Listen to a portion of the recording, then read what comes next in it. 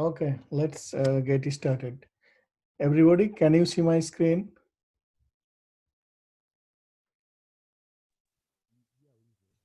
Yes. Yeah, I can see Yeah, you. we can see it. Okay, great. Um, Today we will be discussing that universal motor and permanent magnet DC motor. So followed by some numerical example and also some short quiz questions. Although I made this slide available before, at least I think twice, but I think we did not get a chance to discuss. So today I will be discussing this one at first. As you can see by the name, universal motor means that can operate both from AC and DC source. I mean, pretty interesting. And of course, there is difference in terms of their performances when operating from DC or the AC source. So, and as you see, I have said universal motors are series motors, basically. So series DC motors. And that can be operated both from AC and DC source. And you see here, I have written something. I'm taking you to the board for a minute. Under AC excitation, the universal motor produces a lower speed, a poor power factor, and a pulsating torque as compared to the DC excitation. So this means that if you apply the DC to that motor, series motor, which is universal motor, then you will get higher speed, your power factor will be better, and torque will not be pulsating. Torque will be smooth. On the other hand, if you apply the AC, that is said that under AC excitation, it will have lower speed, poor power factor, and then the pulsating torque. So therefore, to understand this one, just let's go to that whiteboard for a moment, and then I'm again coming back here. Okay, so so as I said that this is series motor.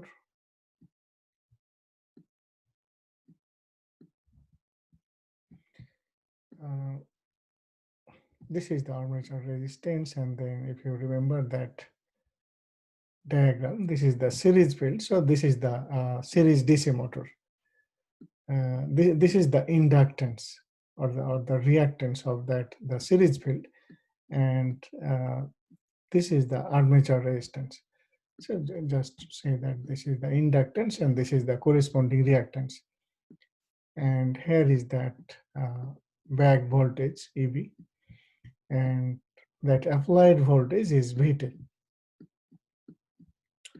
Okay. And then because this is motor, so definitely this will be the current direction. This is IA. And then that armature is connected in series with that series field. So now say the first, let me write down that equation, and then that will help you to understand. So, so you all know this is the equation. So VT minus that back voltage over like RA. So actually RA plus that there will be small resistance for that series field, RA plus RS. So in that way, you have learned, we discussed in the class, and that makes sense for the DC motor. Now everybody see, I applied the DC voltage here. So if I apply the DC voltage, then this is true. This is right, this equation, because I am assuming it has small resistances, very small, and then this is the armature resistance. So that is fine. But now everybody say, if we apply the AC here, not the DC.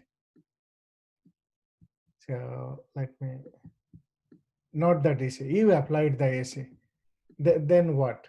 Then is you still write this equation? No. So because you see here there is, this is inductance, so there will be reactance. Because you are applying the AC, this time you have the frequency.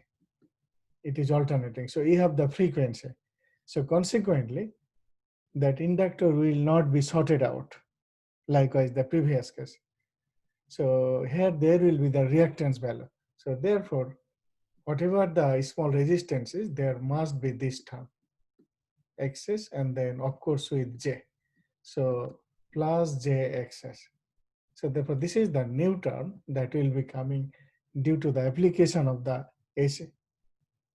So therefore, as you can see, what will happen in the denominator, you can say this is the G impedance. So therefore, G will be larger as compared to the DC case. So consequently, current will be lower, current will be smaller as compared to the DC. And if current goes smaller, then you see here, this is the EB. So you know that mechanical power, of course, this is motor, it has that shaft connected, and then it will develop the torque, and it will have the speed. So what will be the mechanical power development? So that mechanical power development will be that back voltage multiplied by that IA. That is the power development equation. And then to calculate torque, you just need to divide by that speed. So now, if you see this one, as we discussed, when you will be applying the AC to the same motor, because of this reactance, your IA will be smaller. Consequently, your mechanical power development and hence torque will be smaller as compared to the DC. Therefore, ultimately, the speed will also be reduced.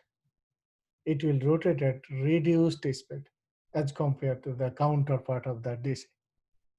And then easily you can guess, because you are applying the AC, then the question of power factor is coming. Because you see here, not just the R term, there is XS term, so there is GS. So therefore, cos theta is R over G. So definitely power factor will be lower, or power factor will be 4 as compared to the DC. When it is DC, power factor is 1 or close to 1. But once it is AC, because there is reactance, which is related to frequency, definitely there will be impedance, and there will be some value of the power factor. So that's why, and then the other thing is that, you see, once you are applying the AC, because AC is pulsating in nature, it is sinusoidal. Consequently, the flux that will be produced on the AC field, that will also be pulsating or alternating in nature. Therefore, ultimately, all the mechanical power, torque, they all will be pulsating as compared to DC. So when you are applying the DC, because DC is constant, you are applying constant voltage, consequently, produced flux in the series field will be constant. So therefore, multiplication EVIA and torque, everything will be smooth, like kind of flat. So therefore, those are the differences when you are applying the AC versus when you are applying the DC. So you can see that the speed will be reduced, there will be power factor issue, and then torque produced will be pulsating. That is the difference. I mean, there is no issue with application of AC and DC. In both cases, it will work, but there is difference in terms of performance. So that is the feature of the universal motor. Everybody, could you follow me what I am saying? Yeah, I'd say it makes sense. Yes, yes, great. Yeah. Yes. So therefore, now everybody go back to that discussion that I was showing. Hold on. Now see, under AC excitation, this means when you are applying the AC. Under AC excitation means when you are applying, or the input to the motor is AC, the universal motor produces lower speed, poor power factor, and a pulsating torque. Pulsating torque again, because you are applying the AC, I explained, because sinusoidal. So torque, speed, mechanical power, everything will be pulsating as compared to the DC excitation. So you will be asked these questions in the upcoming exam or final exam or any time in the homework, that what is the difference between the application of AC and DC to a universal motor. Then exactly you have represent this meaning. Now, here are some of the applications that universal motors are used: electric shavers, sewing machines, hair dryers, drills, grinders, vacuum cleaners, etc. So these are all applications for the universal motor. Now, and then again, these are not big size of motor. As you can see, the applications, mostly those are called the fractional horsepower. Fractional horsepower means the rating in most cases lower than 746 watt. Because 1 horsepower is 746 watt. So of course, much below than. That's why these motors are called fractional horsepower. I mean, in fact, all of the motors that we are looking now, single phase induction motor, capacitor run motor, everything like below 746 watt. That's why sometimes in some books, chapter title goes fractional horsepower motor. And by seeing the application, you can see these are not the huge or the heavy things. Now, moving forward, you see, we will discuss on numerical problems. So everybody see, a single phase 120 volt, 60 hertz universal motor is operating at 1800 rpm and its armature current is 0.5 ampere when it is supplied by a 120 volt DC source.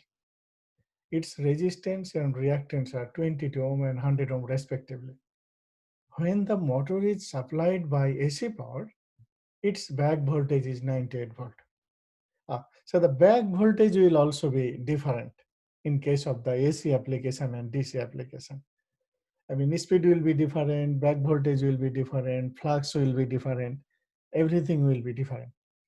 Now, based on this information, it says determine the speed of the motor when it is connected to an AC voltage source and the developed torque of the motor when it is connected to a DC voltage source. Because just to discuss, the universal motor means it can operate on both AC and DC. That's why accordingly questions are being asked. What is the speed of the motor if it is operated by AC? And what is the developed torque of the motor when it is connected to DC source? Now you see at the beginning that 1800 RPM, that is with respect to this one, 120 volt DC source. So that's why the question is, if it is operated by AC source, then what should be the speed? So definitely speed will be different, not 1800 RPM. That's the question.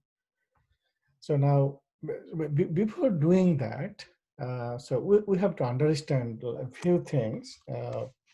Easily it is not solvable. So again, I am taking you to that whiteboard once again. I will derive on equation for you. Then you can understand. So let me clean up these things because I already said, so we are fine.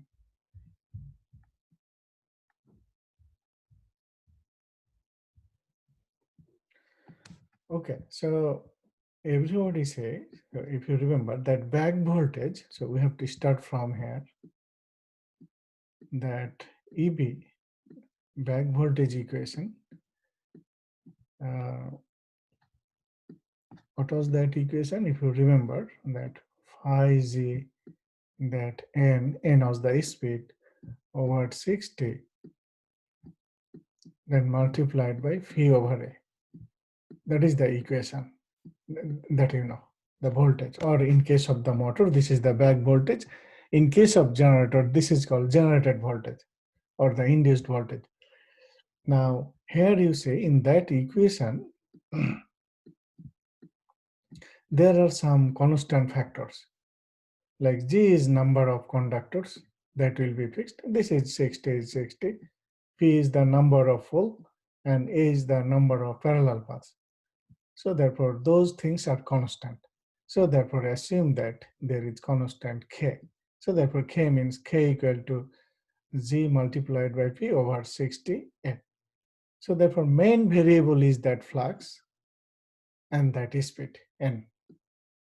So therefore, you can express this back voltage AVK phi N. So now you can change the symbol N. Instead of N, you can use the omega. It is the same in radian per second. So you can say that EB equal to K phi omega. Now, everybody see, when I was discussing few minutes back about the feature or characteristics of universal motor due to the AC or the DC input, what we said that for DC and AC, the speed will be different, flux will be different, and then the back voltage will be different. So therefore, assume that we are applying AC, for example. So how we can change this equation? I can say that E due to the AC.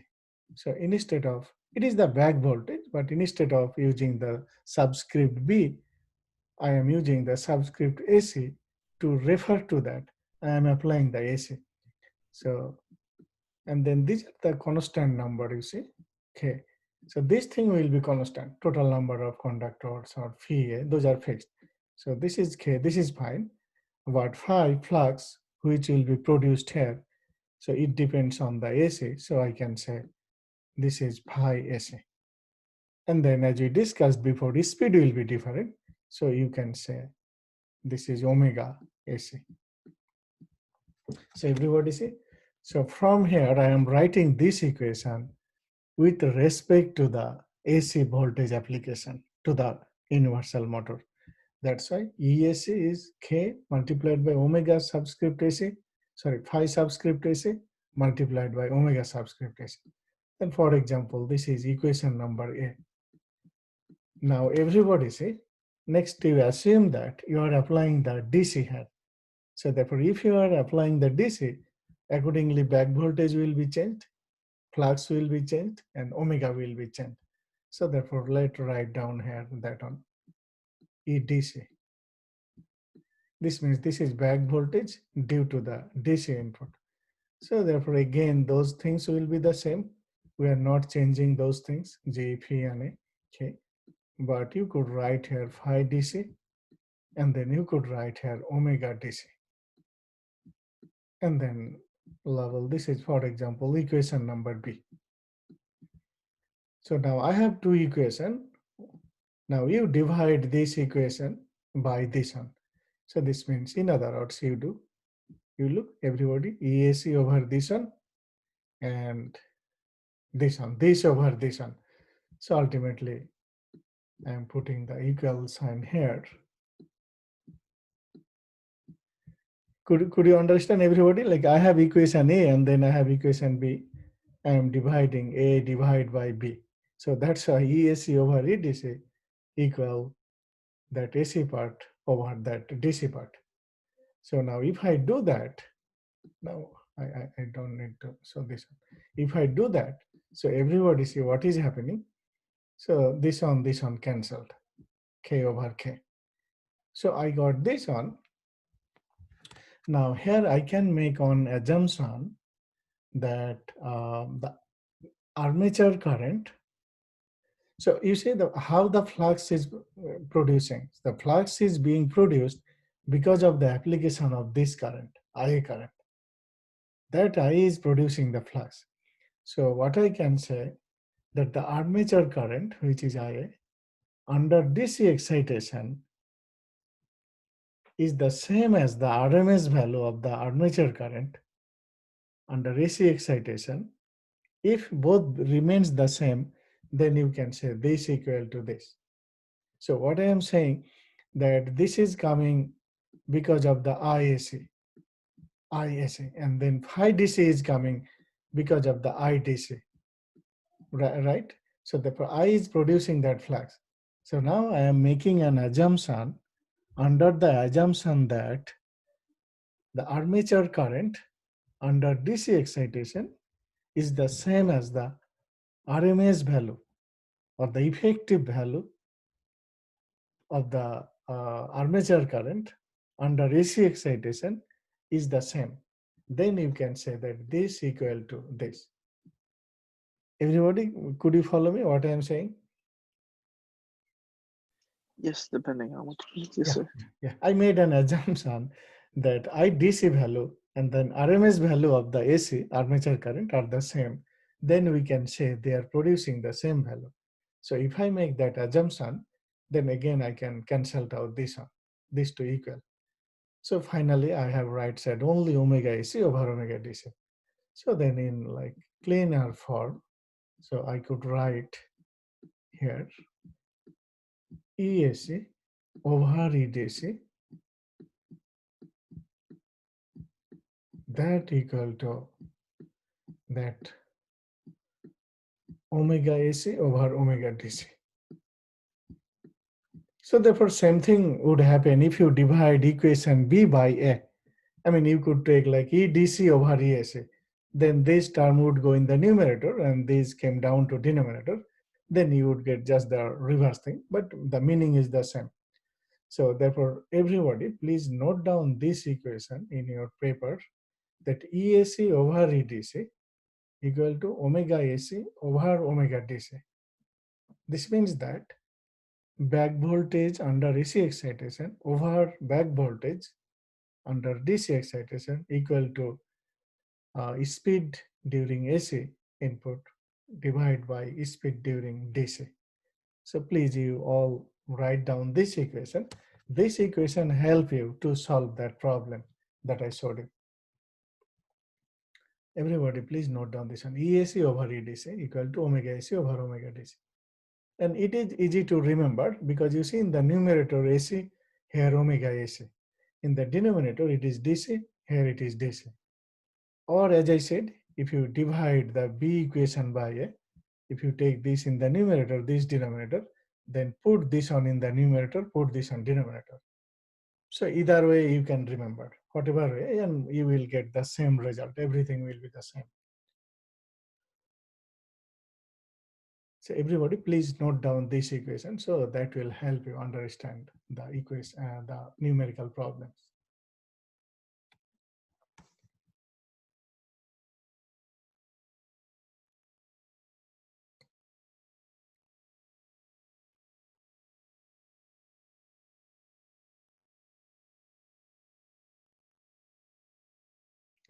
Have you all note down this equation? Yes, I got it. So I mean, you can see in the video, but still you write down. Okay, so now let go back to that problem. Okay, then now once again everybody see, then it will. So why I am asking, so then you will get clue and how you can utilize that equation. You see question number, you see determine the speed of the motor when it is connected to an AC voltage source. So therefore originally that 1800 RPM that was given with respect to DC source and motor is the same. That's why it is asking what should be the speed of the motor if it is connected to AC source. So because it is asking the speed, so that's why you need to use that equation that relates speed and the back voltage. And you see in the other information is given when the motor is supplied by AC power, its back voltage is 98. So therefore back voltage under AC power is given. So if you know what is the back voltage during DC application, and if you use that equation, then you are done. So therefore everybody see here, everybody see the bottom part, that upper portion is different thing. Yeah, everybody see, first I'm writing down that equation. Look, AC over EDC is omega AC over omega DC. Now what you have to find out, first question was that find out the speed of the motor when it is connected to AC voltage source. That's why you see I am writing, you have to find out this term, omega AC. So therefore what is omega AC? EAC multiplied by omega DC over EDC. Now EAC is given, back voltage under AC is given, that is this one, 98 volt. When the motor is supplied by AC, its back voltage 98. This means you got EAC, that is 98. Now what is omega DC? Omega DC means speed when it is being powered by the DC. So that was given 1800 RPM, that I already showed you, this one. When it is supplied by 120 volt DC source, that time it shows 1800 RPM. So now You see here I am writing omega DC 1800 RPM, and I am converting that on into radian per second because I am using the symbol omega. So therefore I got this number, which is this one. Now I need only that EDC. If I know EDC, then I am done with omega AC calculation. So what is EDC? EDC is VT minus IARA. So therefore that VT voltage, DC voltage was 120 minus I was 0.5 and RA was 22. So therefore here you see armature current is 0.5 ampere when it is supplied by 120 volt DC source, and its resistance and reactance are 22 ohm and 100 ohm. So that's why I am using the resistance 22 and then the armature current is 0.5. So that's why here I am doing that on IARA. So I got EDC 109 watt. Now plug in that number here, this one.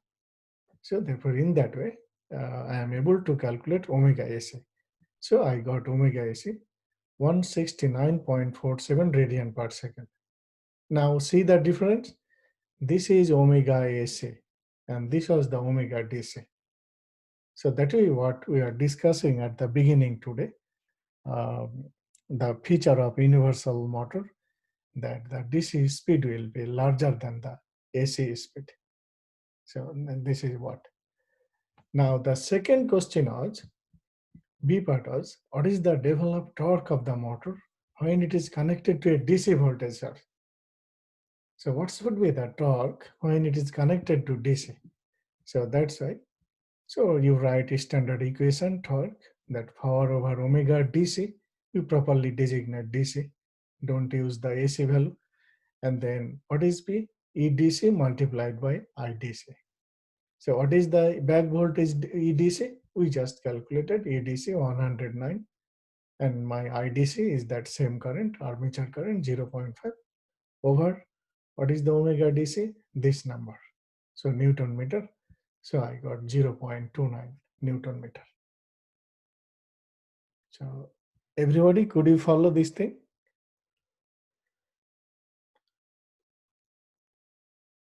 Yes, I can. Yeah. So therefore, everybody see, I mean, you know everything, no problem. Only new thing is this one, this equation. If you can properly write this equation, then you can gradually find out what is given, what is not given. And then this is the torque equation, power. You can do that. Only new thing is this one. So everybody, please be attentive about this equation. As I said, I mean, even you can memorize that EDC over AC, then omega DC over omega AC. Or you remember as it is EAC over EDC, omega AC over omega DC. I mean, it is similar to the transformer V1 over V2 equal to N1 over N2. Very similar, and it is easy to remember. So just everybody will be remembering this equation, then you can solve this type of problem. Okay, so now moving forward, one thing is, it is permanent magnet DC motor or permanent magnet motor, which is also called the brushless motor. Now, if you remember, like several classes back, we discussed about separately excited DC motor and self-excited DC motor. So in both cases, there are magnetic field and we need to excite the field.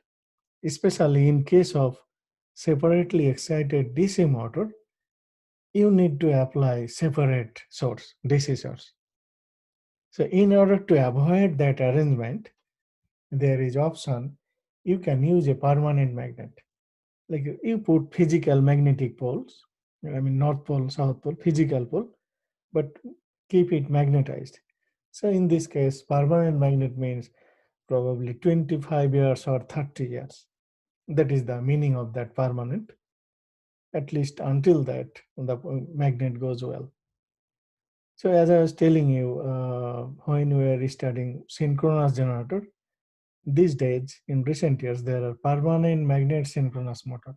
So you don't need AC excitation, DC excitation, or static excitation. Even you don't need automatic voltage regulator.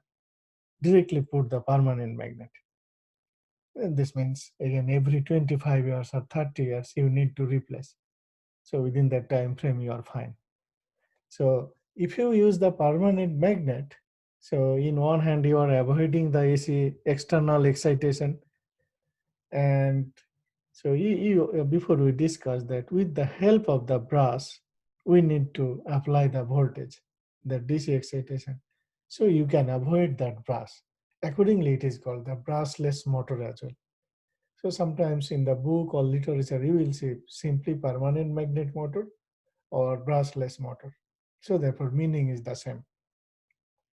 And then again, there are lots of applications here. You see, in case of automobiles, for air conditioner, heater blowers, windshield wipers, and washers in automobiles, then electric shavers, electric toothbrushes, lawn mowers, vacuum cleaners, etc. So these are the applications for that permanent magnet motor or brushless motor. Now, if you apply that permanent magnet motor, so therefore, for a moment, I am taking you to that board for a few seconds, and then I am coming back again. So everybody look this equation. If it is permanent magnet based, meaning that this phi is also constant, right? This phi is also constant. So from this equation, we derived this one. We said that G60, this is P over A. Those are the constant term. Accordingly, I use the K constant, and there was this phi flux, and I replace N by omega in radian per second.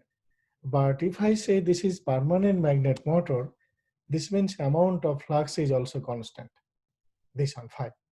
So therefore, instead of write in that way that K phi omega, in case of permanent magnet motor, you can directly say, for example, this one, that back voltage is just K1 omega, where that K1 is multiplication of that these two, K and phi, because phi is now constant. So therefore, ultimately, there will be only one constant term, which is K1 in case of permanent magnet motor. So therefore, this means CP is that constant, which is called the torque constant. K1 is called, let me label that, torque constant.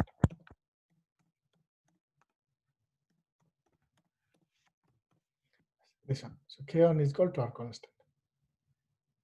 So everybody, could you follow me? So why I use that K1 symbol instead of the K?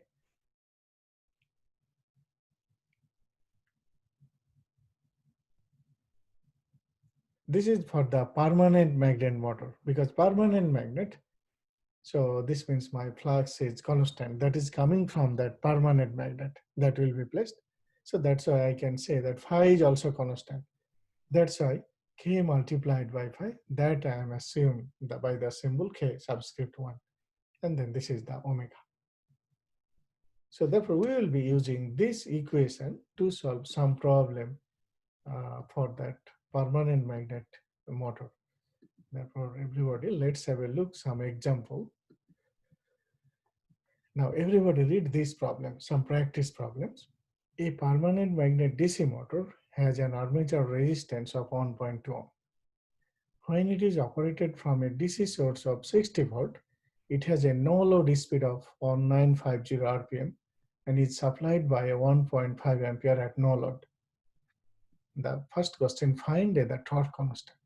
That torque constant is that symbol K1 that I showed you just now in the E equation.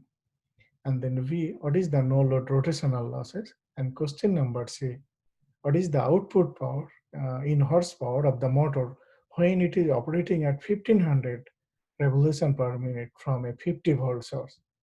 Assume the rotational losses of the motor is 87.3 watt. So everybody say what is it being asked? This is the specification for permanent magnet DC motor. First, it is being operated from DC source of 60 volt. This means this is your VT, terminal voltage, and it is gaining no load speed 1950. it does not have any mechanical load connected, just shaft is rotating. This means this motor is not being utilized for some application. That is the meaning of the no load, and being supplied by 1.5 ampere. This is that armature current. So under that situation, find out what is the torque constant, what is the no load rotational losses, and the other question, new question, what should be the power output of that motor provided that it is now being operated from 50 volt instead of the 60 volt. So initially you see it was 60 volt. With respect to 60 volt input, speed was 1950. Now because the input has changed 50 volt, so the speed has changed 1500 rpm. If that is the case, the motor is the same. What is the motor output in horsepower? And also it says consider some rotational losses of the motor, which is this one. So now for this one, everybody see the solution. So I wrote that RA value 1.2, VT value is 60 from this one. You see, everybody see the first line, end of first line, armature resistance 1.2 and DC source 60 volt. So that's why I wrote those two things first. So what is the first question? First question was find the torque constant. So this means, you remember everybody, I was showing you on the board, EV is K phi omega, but then K phi I multiplied, which is K1 omega. This K1 is called torque constant. So you have to find out this K1. That is the meaning of the first question. Find out the torque constant. So therefore everybody see what I am doing, I am writing K1 EB over omega. Now what is omega? Omega is speed in radian per second. And what is EB? Back voltage. So you have to calculate EB, back voltage, that I am doing here. So everybody see, EB is VT minus IARA. What is my VT? 60, this one. My IA is 1.5. You see this one. See the middle of the third line. It's supplied by 1.5 ampere at no load. This means this is the applied current, which is that armature current. So that's why that one RA is this one 1.2. So I got 58.2 volt. I plug in here, and speed was, everybody see this one. When it is operated DC source 60, it has a no load speed of 1950 rpm. This is your omega. You convert into radian per second. That's why I'm doing 25 over 60. So then I got 0.285 approximately. So I'm writing the unit is volt per radian per second, because the unit of EB was volt and then omega was radian per second. I mean, you can just leave K1 is this just a number, but sometimes some books use in that way, volt over radian per second, the unit of K1. Everybody, could you follow me so far?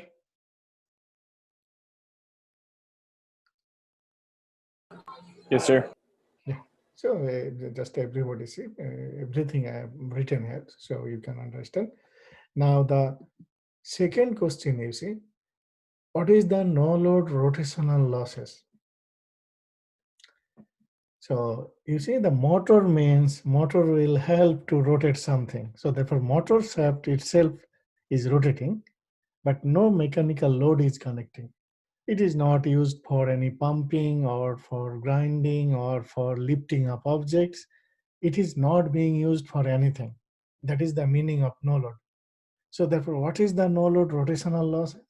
This means that because you are not using the motor for any purpose, everything is going in loss. I mean, fully the loss project here. Everything is going in terms of loss. So therefore, what is the rotational loss means? The mechanical power that has been developed fully is going in terms of loss. That is called the no load rotational loss. If you utilize it for some purpose, then that is the effective power, actual shaft output power after subtracting the losses. But in this case, because it says what is the no load rotational loss, because no load is connected. This means whole thing is going in terms of loss. So that's why everybody say for B, what I did, I said no load rotational loss, simply EB multiplied by I. What is the EBI?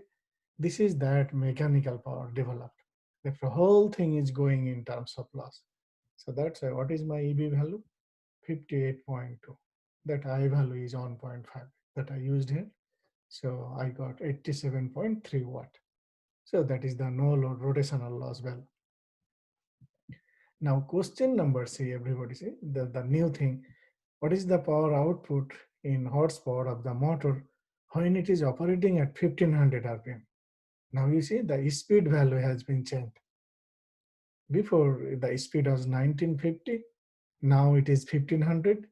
Before it has the DC source 60, but now it says DC source is 50. This thing has been changed. Under that condition, what should be the output power? So therefore, first you see what is that power output equation. So everybody see that power output means what is the mechanical power developed, EBI, minus there is some losses mentioned here. You see, assume the rotational losses of the motor is 87.3 watt. So therefore, first I wrote that one, EBIA minus that one. Now I have to find out what is my EB and what is my IA. Those two things I have to find out. So why those two things I have to find out? Because my source has been changed. Now it is not 60 volt, so I can't use 1.5 ampere as the armature current. And again, the speed has been changed. And if speed has been changed, meaning that my back voltage has been changed. I cannot use the same back voltage that I used before. So that's why, So that's why first I am calculating that EV. What is the back voltage? K1 into omega. K1 into omega means, you see, this equation I am using. K1 into omega. Now, because it is the same machine and that K1 is called the torque constant, so that's why I am assuming that that will remain the same because it is the same machine. The omega is changing, the EB is changing, but my torque constant, which was the multiplication of K pi, that will remain constant. That I am assuming. So EV K1 omega, I put that K1 value. What is my omega? My new speed is 1500. That I am putting. My new speed is 1500. So that's why I'm converting 1500 into radian per second. Multiplied by 2 by 60, I got 44.77 volt. So therefore, this is my EB value in this equation. And what is my IA? Now, because EB has changed and both VT has changed, new VT is, you see, this one, 50 watt. This is my new VT, terminal voltage. So I'm calculating IA here, VT minus EB. This EB is this new EB here, VT is 50. RA is the same because it is the same machine. So I got 4.36 ampere. So now you plug in this IA and EB in this equation, EB multiplied by I here. So therefore I got power output, that one, and then this was given that assume the rotational loss 87.3. So after subtracting, I got this one approximately what it is asking in horsepower. So finally I divide this number by 746. I got 0.145 horsepower. This is my result. Everybody, could you follow?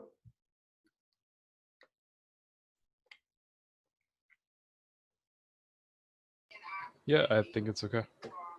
Okay, great. Yeah. So everything, well, already these things has been uploaded, as part of today's class. So already it is available on eCodeSat. So you can see once again, everybody see this thing. Now there are two more numerical problems to discuss. Everybody read this one. Like you try to solve. A permanent magnet DC motor running at 1800 RPM has an armature resistance of 1.2 ohm. There is a three-phase rectifier connected between the AC voltage supply having on 40 volt RMS and the motor terminal. If the converter firing angle is 0 degree and back voltage of the motor is 170 volt, then what should be the armature current and developed torque of the motor? So therefore everybody say again that's similar, and this is permanent magnet DC motor. Its speed is given, armature resistance is given. But how the motor is being powered? The motor is being powered with the help of a three-phase system. There is a three-phase rectifier between the AC voltage and the motor terminal.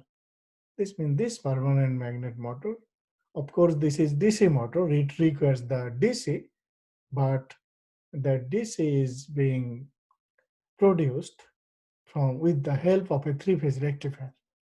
This means you have the AC voltage available. That AC voltage is converted into DC with the help of three-phase rectifier.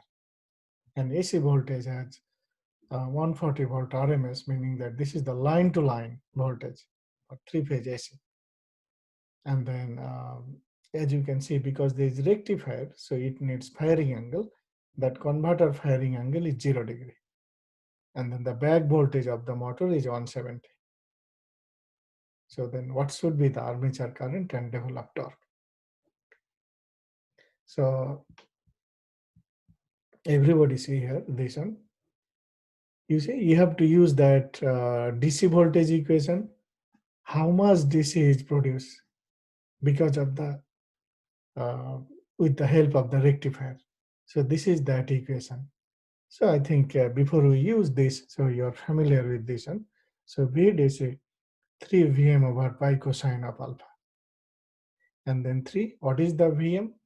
Vm means in this equation, this is peak or amplitude of line-to-line voltage. Keep in mind, this is not the RMS quantity. That Vm symbol means peak of line-to-line input voltage. So here, you see, having on 40 volt RMS AC voltage. Of course, this is line-to-line. So this is given in terms of RMS. So what you have to do? You have to multiply this one by √2. So that's why see, I'm using for Vm on 40 by √2. Then this is your Vm. Then 3, alpha is 0 degree, firing angle pi. So I got VDC on 89.07 approximately volt. Now EV and RA was given in the problem. You see, back voltage motor is 170. And this is the RA value, armature resistance, 1.2. So question is, what is the armature current? So what I am writing, I is Vt minus EV over RA. So this is that RA value, Vt. Now, this is the DC voltage. That DC voltage is actually the applied voltage to the motor terminal. So that's why directly this VDC value is my Vt. So I'm putting 189.07 minus EB value is 170. Divide by this one. So I got approximately 15.89 amperes. So first part I have done. And also it says what is the developed torque of the motor. So developed torque. So therefore again, you know that torque is EB, IA, mechanical power divided by omega in radian per second. So what is my EB? EB is 170, and I is this one, and omega was is running at 1800 RPM. That permanent magnet DC motor was running with that speed. So you convert that on into radian per second. I did that. So it will be 14.33 Newton meter. Everybody, could you follow? Yeah, so it looks like if we were, I know we weren't in this question, but if we were given the torque constant K, we would just multiply K by IA. So Yeah. Okay. Yeah. So I think everybody understood. I think we did on similar problem before, right? So in other problem, not in case of permanent magnet DC motor, but somewhere we used, I think you used this equation, right? Everybody, can you remember this? Yeah, I remember using that one before. Yeah, we used this one before. Yeah. And these all are the known equation, so you're fine. Now you please try this one. Everybody, you try now this one. A two-pole permanent magnet DC motor has an armature resistance 1.8, a constant field flux of 1.4. Because it is permanent magnet, so constant field flux value is given. A total number of armature conductors 40, a number of parallel paths of 2. Find the armature constant, torque constant, and the power output of the motor when it is operating at 900 rpm from a 100 volt source. Consider the frictional loss and windage loss of the motor at 70 watt, 40 watt respectively. So everybody see the problem? So we discussed what is torque constant, but armature constant. So therefore, once again, let me take you to that board and let me explain this one. Which thing is that armature constant, and then you can solve this one. So everybody, let's go back to that board once again. And let me clean off all of those things.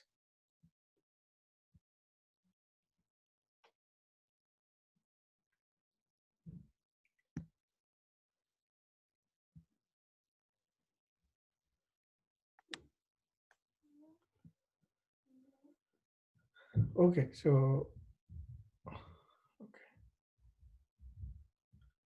I will keep this equation. So everybody see this equation. So you're that C, which is the number of conductors, and then this is P, number of pole, and this one is the just number, and this one is the parallel path. 60 multiplied by A. Because this is constant, this thing is called that armature constant. Let me use that text. Everybody write down, this is called armature constant. So this means that constant things, G, phi, A, 60. This product or this expression is called armature constant. That is the first part of the question. And then you know that already we discussed, if this is constant, then that armature constant multiplied by that phi, and then this is n, or we are expressing in terms of omega. Therefore, EB is phi omega, and armature constant, that is your EB. So, and then you remember, so this term, like before we express this one by K, so K multiplied by omega, we said that one is your torque constant. This means K1 into omega. So this means your K1 is actually this armature constant, this one, then multiplied by this phi. This will be your torque constant. So therefore K1 is that torque constant. Once again.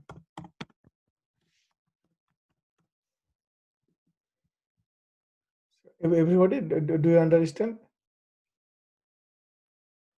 So this means that the first constant which we used in terms of the K, like at the beginning today we are discussing, this portion is called the armature constant. This means that to calculate armature constant, you need number of conductors, number of pole information, and parallel path information. Therefore, this, if you calculate this one, you will be getting armature constant. And next time, to get that torque constant, armature constant multiplied by that phi. That is your torque constant. So therefore, this thing will come here multiplied by. Therefore, ultimately, your back voltage is this torque constant multiplied by that omega, which is speed in radian per second. So therefore, everybody, please you note down this thing in your paper. Like armature constant is Z, which is total number of conductors multiplied by pole number, divide by 60, and then multiplied by number of parallel paths. And then next you write down the torque constant K on each, this armature constant multiplied by that amount of flux, constant flux. Of course, this phi is that constant flux because we are discussing permanent magnet motor. This is constant flux, this phi.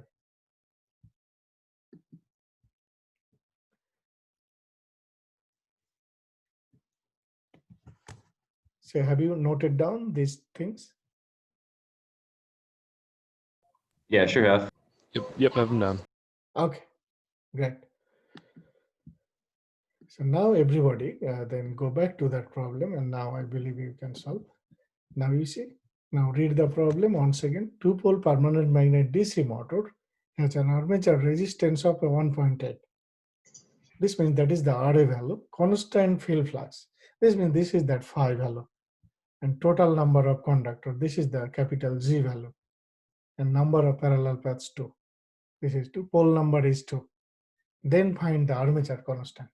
This means use that equation, find out torque constant, use that torque constant equation, and then you go back to part C. And then let me know what result you are getting. So everybody please make practice this one.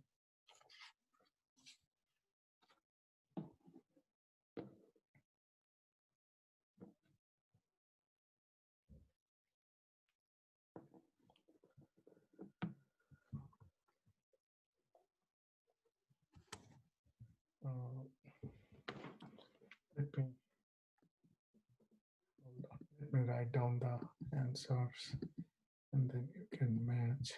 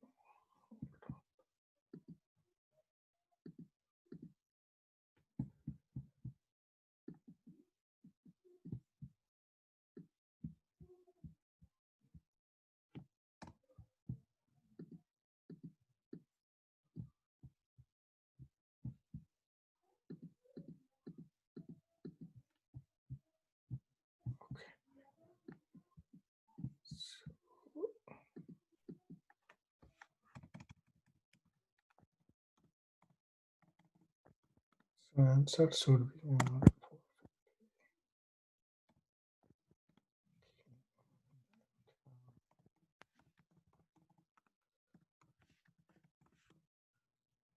armature constant value is 0.67. You just see that you are getting that one. V torque constant. Torque constant should be 0.93 approximately. C power output. It should be 0.64.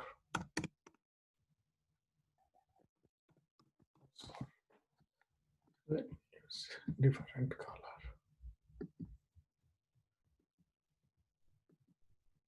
Okay, here you go. So everybody see, I have written down the answers. So you should be getting these results. Armature constant, first part, it should be 0.67 approximately. Torque constant 0.93 approximately. And then the output power of the motor 0.64 horsepower. Everybody please try this one.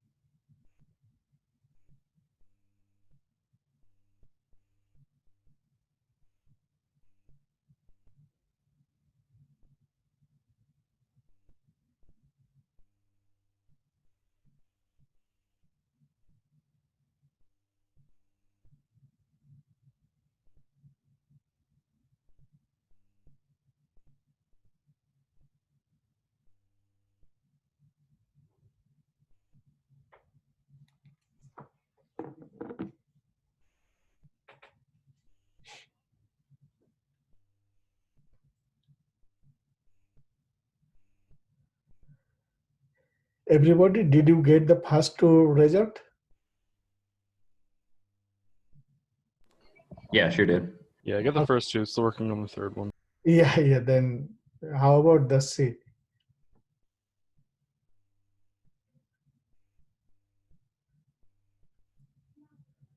So for the C, you see the hands, it says power output. So what is the power output? Back voltage multiplied by armature current, right? EB multiplied by IA. That's the first thing. EB multiplied by IA. That is the power output. And then EBIA, once you get EB multiplied by IA, then you subtract these losses, friction loss, windage loss. And then finally you convert into horsepower. You divide the whole result by 746. That's all.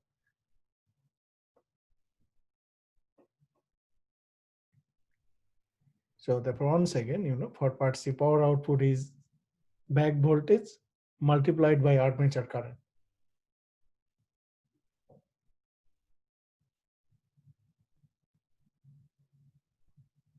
And then you have to subtract these losses. That will be your actual shaft output.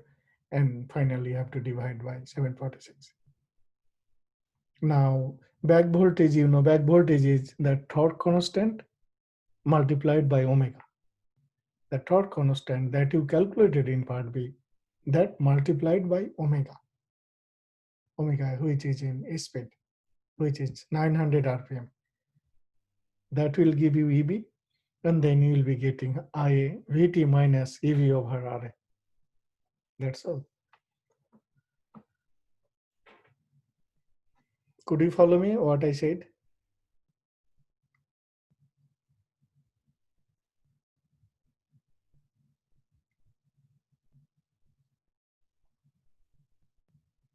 No, I'm sorry. Could you repeat it one more time? Okay. So therefore, power output, first write down what is power. Power output is EB multiplied by IA, meaning that back voltage multiplied by armature current, right? That is the power output definition. Correct. Yeah, and then subtract the losses. Subtract the losses, and then finally divide by, after subtracting, 746 to convert into horsepower. But now the thing is that what is EB and what is IA? That you have to calculate in the equation. EB and IA. Then I am saying what is EB? EB is, you write down, EB is torque constant multiplied by omega. EB is torque constant multiplied by omega. And what would be the armature current? VT minus EB over RA. Then you all will be done. Yeah, I just got C. You got the same result? Yeah, I just got the same result. Okay. So therefore, so everybody see. Moses. Yeah, therefore see this one. Everybody see that I just wrote this equation for your understanding, and I said, okay, this is K, that K is basically the armature constant, this part. And then I got K 0.67, and then I wrote that equation, and then I said, okay, in this equation, K1 is the torque constant, which is K5 in case of permanent magnet DC motor. So that's why my K1 is this one. And then I was telling you this part C, output power is EVI over 746. And then here I did not subtract. Actually, you have to subtract. Here I wrote the just basic equation to show how to calculate HP. And then I am doing one by one. EV is K1 into omega. What is K1? K1 is your torque constant, 0.93. And omega was given this one, operating at 900 RPM. So I'm converting into radian per second. So then volt, I got 87.96 volt. And then I am calculating I, VT minus EV over RA. And then I am getting this one. My VT is 100, which is given 100 volt source. See the problem? 100 volt source. That one. EB, I just calculated 87.96. RA value was given in the problem, this one, 1.8 ohm, or meter resistance. So finally I got RA value 6.69 ampere approximately, and then put in that equation. And then here I did not subtract that losses. Now you subtract. You see this EB multiplied by minus that loss 70 plus 40, and then divide by 746. So finally I got 0.64 horsepower.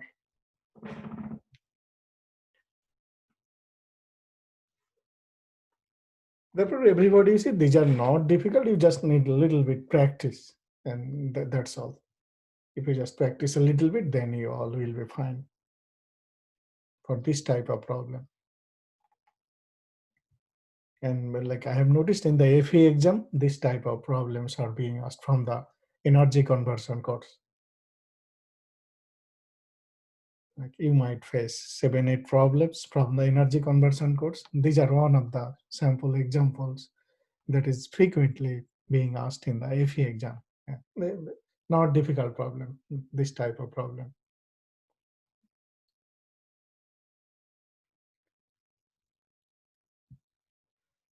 Everybody, could you follow this thing?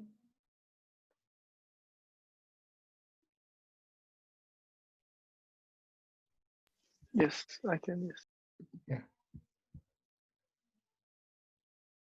So everybody, you can take your pen and paper and then make calculate. So then you can check the results, and that will be a very good practice for you.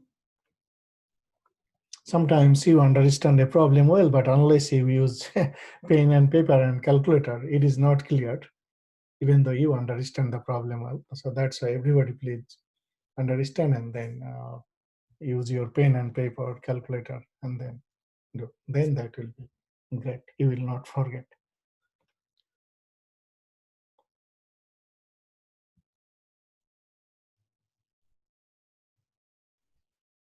So is everybody fine with this one? Yes. Okay, so therefore, Yeah, we're good. Okay, therefore everybody again at your home you will be looking these things, and definitely again, I think you will have your third midterm exam probably November 10th, I guess. Again, these will be the syllabus, single phase induction motor. These will be the syllabus basically, not long syllabus, short syllabus. And then again, you might expect this type of problem. Okay, so therefore today again, I have set up some questions for you that you need to answer, everybody. First, everybody read the questions. Again, these are all conceptual questions. You all know the answer, but you have to think and carefully and write down the answer. These are again quiz. Everybody please take your pen and paper and write down the answers. And then again, you need to upload on the Dropbox. You keep trying now as much as you can until the end of the class. Probably you can finish. If you can finish, then fine. Otherwise, I have allotted you a long time, the whole day. You need to upload the answer to the Dropbox and class quiz too. Everybody see, pretty conceptual questions. Everybody look, number one. Suppose you have two machines in the laboratory. One is DC and the other one is AC. But somehow the nameplates of the machine got lost. Then how can you distinguish the AC and DC machine? So you see, the pretty interesting. You are working in the laboratory. You want to do an experiment. You have on DC machine as well as you have AC machine in the lab. But then, as I said, somehow the nameplates or the specification of the machine got lost. Typically it is written on the top of the machine or side of the machine, for any device. But somehow you are not able to see those ratings, that which one is AC and which one is DC. It is not clearly mentioned. So then how can you distinguish those AC machine? So you have to answer this one. So therefore, I mean, just as a hint, by looking the machines externally and by looking them internally, so you can say, okay, these are the features. That's why this is DC and this is AC. Just by looking the outside, I mean, external components and features. And of course, you can, unscrew and you can go inside of the machine. You can look inside of those machine. Okay, I can see these are the features I could see inside. Therefore, I am sure that this is AC and this is DC. Could you follow me, everybody? Yes. Therefore, you have the right to say, okay, hey, I'm looking outside this I can see. But then you can say, no, I am not able fully distinguish just by looking them. I need to open them. I need to go inside. I need to make sure that inside I have this part, like there is a resistance or capacitance or inductance or something there is inside. Then you make sure that, okay, this is AC and this is DC. And then you can start your experiment once you are making sure that this is AC, this is this. I mean, this can be a realistic problem that you are asked by your boss to do lab using the DCAC, but then somehow nameplate got lost. So first you have to detect that one, and then that is the meaning of that one. So what should be the, how you can distinguish that? What is the difference? Then the question 2, why does the main winding current lags the auxiliary winding current in a single phase split phase motor induction? Single phase, single phase split phase induction motor. Sorry, so I think this word should go before somehow. Split phase induction motor. So I'm sorry. Okay, so you notice that in case of a split phase, single phase split, split phase induction motor with a single phase split. Yes, right. Single phase split phase, that is the correct term. In case of there are two coils, one is auxiliary coil and then other was that main winding or the main coil. But you notice that the main winding current lags the auxiliary winding current. This means auxiliary winding current leads the main winding current. Why? What is the reason? The next question, for a universal DC motor, how much torque will be produced if a capacitor is connected in series with the field circuit? You see, today we are discussing the universal motor. So what you noticed? We discussed that it's a series DC motor. It has armature resistance or armature coil, and then it has series field. And it can operate on both AC and DC. But I am saying that how much torque will be developed if a capacitor is connected in series with the field circuit. This means there is field coil, series field coil, and you connected a capacitor. Then, and that is the universal DC motor. Then what would be the amount of the torque? And if you say, okay, this will be the amount of torque, then explain on behalf of your answer. Now, question number 4, if the rotor coil has no current, will the induction motor develop any torque? Also, under such condition, can there be any stator magnetic field assuming the power is being supplied to the stator? Explain your answer. Now, question number 5, what condition must be fulfilled or must be made to connect to DC generators in parallel? So, question number 5, you all did synchronism or parallel operation. Even you did the lab, I think, lab number 7, probably also lab number 6, synchronization of two generators. So those are the AC machine. So you remembered there were 4 conditions, right? In case of synchronous machine to connect them parallel. But if it is DC generator, then what should be the condition? Can you figure it out from those 4 points?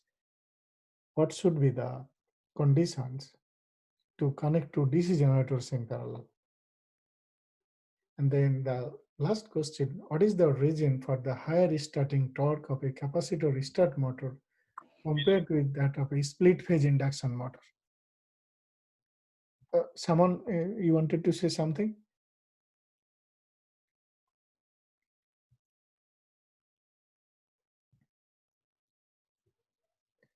So these are the 6 questions. Then you need to think carefully and then you need to write the answer. So answers would not be long, but it should be to the point. Everybody, could you follow me?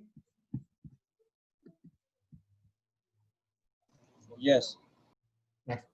So please, what you do, everybody, you please write down the answer in your own piece of paper. If this is class quiz, you keep going until the end of the class, and then everybody keep trying. And then I think tonight by 11:30 p.m. you have to upload on a Dropbox called Class Quiz 2. There you need to upload the answers. So I have allotted you the long time because I know that you might have other classes after this one. So you come back from your classes and then you all work on this and upload on the Dropbox Class Quiz 2. I'm going to send out an email to give you a reminder. So everybody think carefully. So to answer these things, you are feel free to open the class note, previous class lectures, anything, any sorts. You feel free.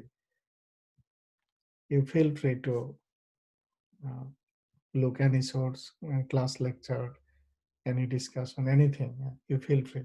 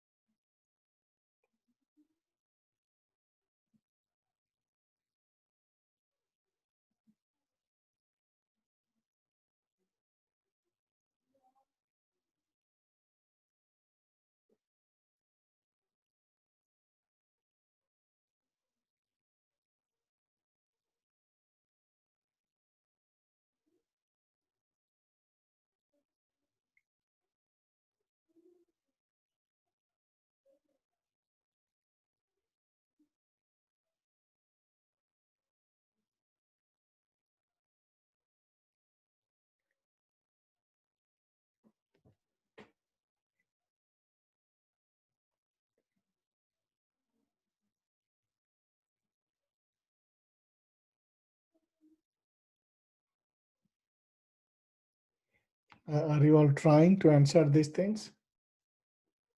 Yes, sir. Yeah. Mhm. Okay, please keep going.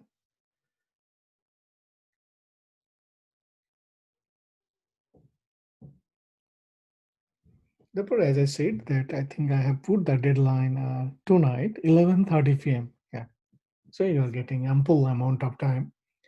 That once you are done, you just upload. Yeah, but the deadline is 11:30 p.m. tonight. Yeah. Therefore, those who have classes right after this, you properly go to your classes and then come back and then whenever you. That's why I have given you enough time. And then, as I said, you feel free to see any source. Basically, if you open the class lecture, several classes back, then many of the answers will come. You need to understand those and then you answer this. Universal number 3, just today we discussed. So you should be able to answer right now for 3 without looking any sources. Right now, you should be able to answer number 3. And then, as I said, number 5, 2 generators in parallel. The answer will coming from how to connect 2 synchronous generators in parallel. From there, the answer will come. But of course, as you can see, there is difference between synchronous generator and DC generator. And that's why I have asked you this question.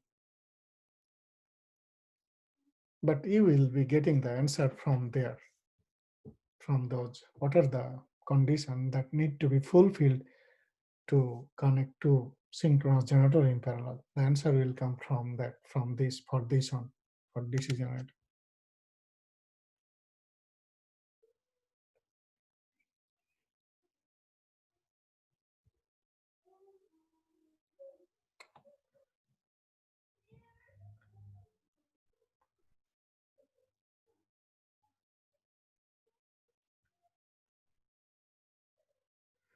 Okay, so therefore everybody, so please keep trying. I think some of you have next class, so you proceed to your next class. You please keep trying and then please upload on the Dropbox class quiz 2, the name of the by 11:30 p.m. tonight. And then if you see today's class, it will be the last slide. Already these questions are uploaded on the class page, eCourseWare. So you see there, then you can get, or if you like, you can take a photo, whatever. Okay, so with that, does anybody have any questions, comment?